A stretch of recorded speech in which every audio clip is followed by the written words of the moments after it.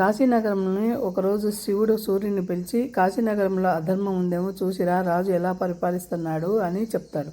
కానీ సూర్యదేవుడు ఎన్నో అవతారాలు ఎత్తి, ఎన్నో అంటే ఎన్ని రకరకాలు ఎత్తి టెస్ట్ చేస్తాడు అక్కడ ప్రజలను, రాజును. అయినా కానీ అక్కడ ధర్మాన్ని తప్పకుండా రాజు పరిపాలించేవాడు. అంత ధర్మబద్ధమైన ఊరు ఇది.